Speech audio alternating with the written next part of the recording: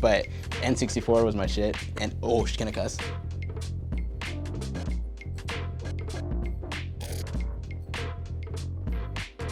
My favorite video games, I pretty much grew up in an N64 and PlayStation 2 days. Super Smash Brothers, Perfect Dark. Games like Final Fantasy VII. Dude, Turok was a game. Metal Gear series was pretty much my era of games. So these are things I grew up with, especially being an Asian American dude. You just played these anime related games or games that have animated related art styles just because of the way they looked from the cover arts and things like that. Not many people probably know about these games besides Super Smash Brothers, but N64 was my and oh, she's gonna cuss.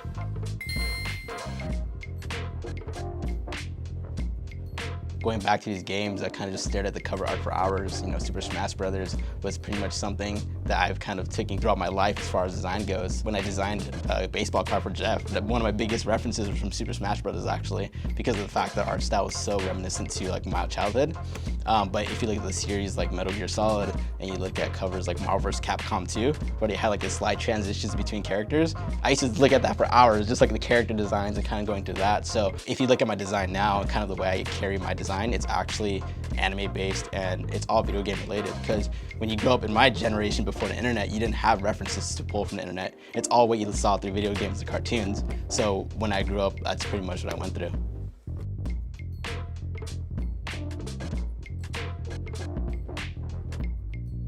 Favorite animes growing up, that's pretty much a broad spectrum of animes I've kind of watched. My favorite anime of all time was Lupin the Third.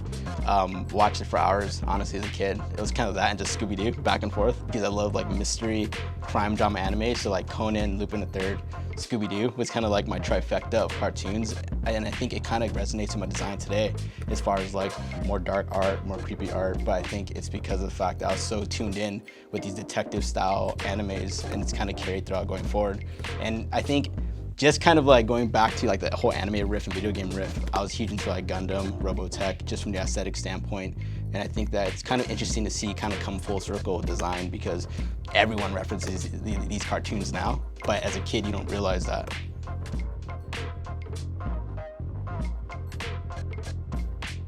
Working with Jeff is super dope. It's kind of one of those things where it came full circle.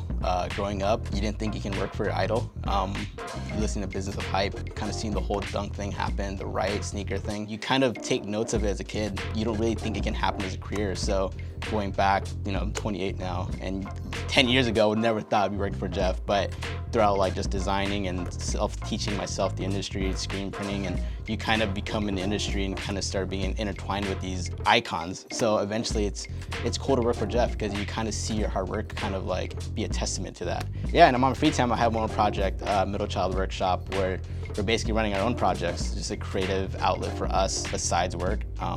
I like having my own personal projects, but it goes hand in hand with the things I'm learning with Jeff, just from a creative standpoint, how to kind of think outside the box when it comes to certain projects, with design, screen printing, production. So everything I take from Rad, just from a learning standpoint, I'm implementing into my own projects, and from there, kind of being surrounded by other creatives, it's kind of great for both Middlechild and Rad, because now I'm surrounded by this whole conglomerate of creatives.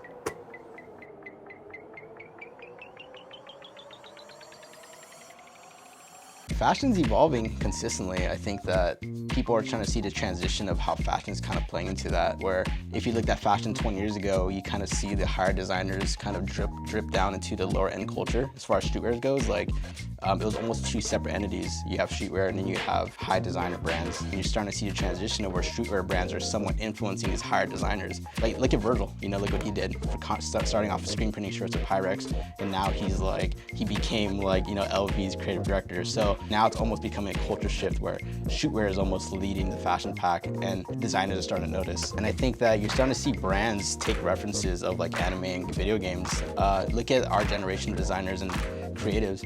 All our references were video games, and so if you look at streetwear designers and high-end fashion brands, their references growing up are probably video games and anime. And I think you're starting to see that with references being used in their collections. So I think no matter what generation you're going to be in, our first medium as kids is video games and cartoons. And I think that we're starting to use that as our references for our new collections and our art and brands. So I think that it's going to continuously go forward as far as where we see the aesthetic of a lot of brands.